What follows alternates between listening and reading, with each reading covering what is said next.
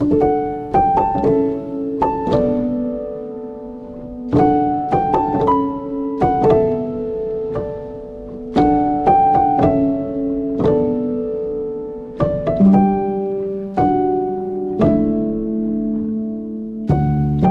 pemirsa, Anda masih menyaksikan Taman Surga, tamannya orang-orang yang berilmu. Ya, tema kita untuk episode kali ini adalah tentang kitab. Ya, tadi sudah dijelaskan oleh Pak Quraisy tentang kitab-kitab yang seharusnya kita percayai. Dan sekarang saya ingin tanya tentang maknanya sendiri, Pak Quraisy. Makna kita percaya pada kitab suci, apalagi kalau kita tahu bahwa kitab suci itu adalah wahyu dari Allah Subhanahu wa taala sendiri. Bisa dijelaskan mungkin? Saya ingin bertanya dulu. Ini lagi ada buku di depan saya. Percaya ini buku? Salah. Tidak, ibu tidak boleh berkata saya percaya ini buku. Karena ibu lihat. Sesuatu yang dilihat, yang dapat diraba, itu tidak dikatakan percaya. Saya tahu itu buku, saya lihat itu buku. Ya kan? Nah, ini dulu. Iya. Jadi ketika Allah Subhanahu wa taala berfirman, Rasul bersabda, percaya kepada kitab-kitab, ada sesuatu yang tidak terlihat oleh pandangan mata kita, tidak teraba, tetapi ada esensi di dalamnya yang harus kita benarkan. Nah, sekarang Taurat, Injil, Zabur, Al-Quran. Apa makna harus percaya padanya? Maknanya yang pertama, harus percaya, harus membenarkan dengan hati bahwa itu informasi dari Tuhan. Lihat Tuhan memberi informasi. Pernah dengar? Pernah dengar Tuhan beri informasi? Tidak. Itu harus percaya, harus membenarkan bahwa kandungannya ini adalah informasi dari Allah Subhanahu wa taala. Itu satu.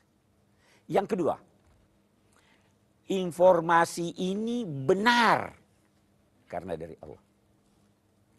Kita mau tambah, informasi ini sesuai dengan kebutuhan masyarakat yang diberikan kepadanya kitab itu. Jadi Zabur sesuai dengan masyarakat yang dijumpai oleh Nabi Musa, Nabi Daud.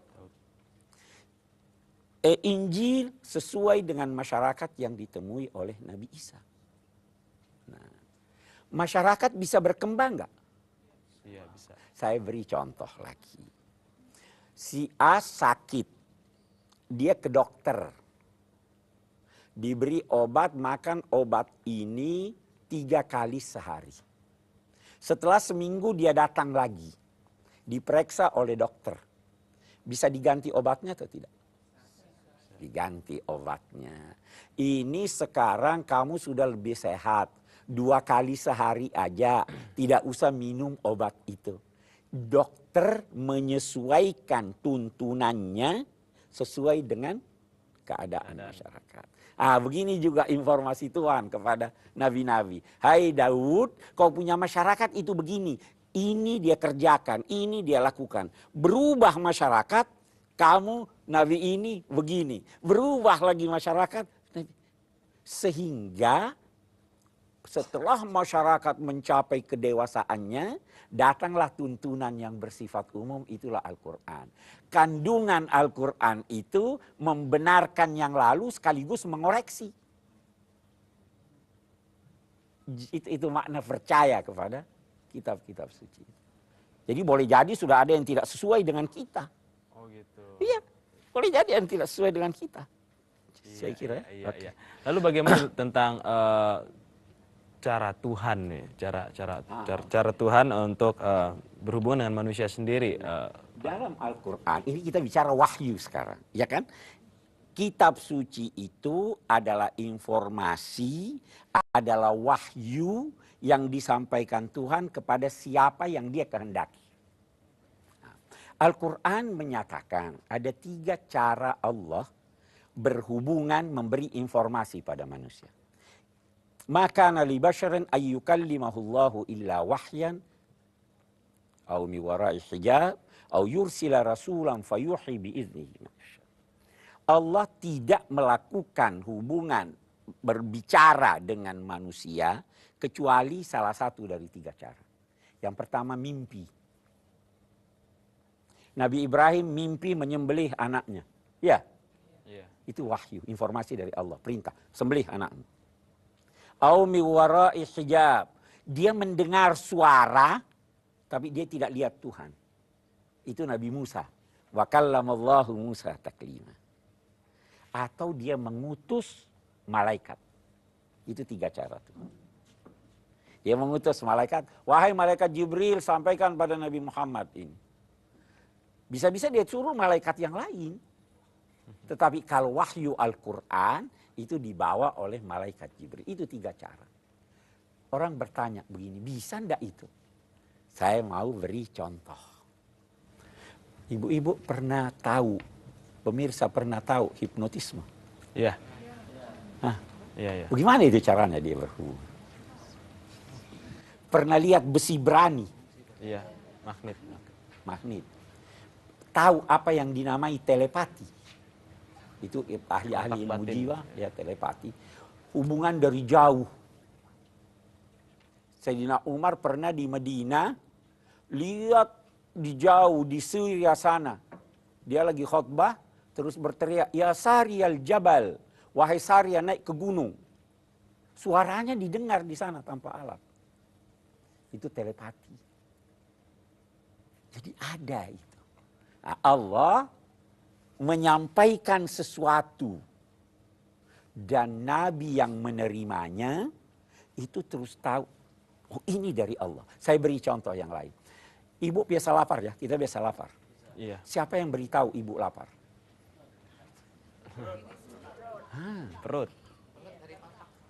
Ada dari dalam yang belum tentu bunyi. Iya, belum Ketahuan tentu ibu bunyi. telat makan.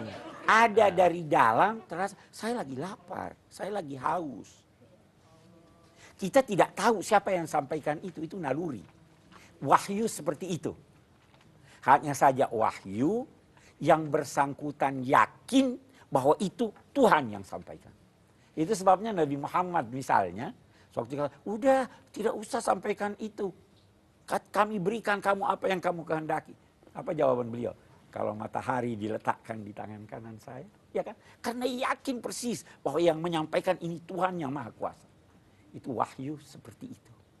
Begitu cara Tuhan berhubungan. Baik, ada yang langsung ingin bertanya dengan Pak Quraisy tentang tema kita. Ibu. Iya. Aduh, udah megang mikrofon. Silakan Ibu. Saya Hajah Farida. Saya ingin bertanya sama Bapak tentang kitab tadi. Jadi karena Bapak tadi sudah menerangkan seperti itu, saya rasa ibu-ibu sama-sama seperti saya sudah merasakan bahwa ada kesatuan di situ Pak ya. Di dalam dari Taurat, Zabur dan Injil sudah lengkap ke dalam Al-Quran semua. Sekarang begini Bu, saya jawab dulu. Saya beri Ibu contoh tadi soal obat. Ya, ini sakitnya sekarang begini, dia perlu obat ini. Sudah sehat. Apa obat yang lalu masih diminum atau diganti? Diganti. Kalau begitu, tidak semua apa yang ada di Zabur ada di Al-Quran. Ada yang sudah tidak perlu lagi. Oh gitu. Ya toh? Nah, dan kita tambah, Al-Quran ini dijamin oleh Allah tidak mungkin berubah. Kalau yang itu tidak dijamin oleh Tuhan. Sehingga dalam pandangan agama kita, dalam pandangan Al-Quran, itu kitab Taurat, Injil ada perubahan. Yang dilakukan oleh manusia, itu kepercayaan kita. Kalau orang lain mau percaya tidak, tapi itu Al-Quran nyatakan begitu. Nah, karena itu Al-Quran datang meluruskan yang dirubah Ya. itu yang dalam istilah Al-Quran musaddiqan lima baina yadaihi, membenarkan kitab-kitab sebelumnya, tetapi juga muhaiminan alaihi, menguasai, menyeluruh, sehingga yang benar di sini dia benarkan, yang sudah tidak berlaku dia tidak berikan lagi, yang dilakukan perubahan oleh manusia dia perbaiki, bukan seperti itu. Kira Ibu, Iya, jelas Ibu ya. Ya, baik pemirsa yang ada di rumah maupun yang ada di studio, kita tetap akan membahas tentang tema kita kali ini, yaitu kitab-kitab suci. Jadi jangan kemana-mana, kita akan segera kembali setelah yang satu ini tetap di Taman Surga, tamannya orang-orang yang berilmu.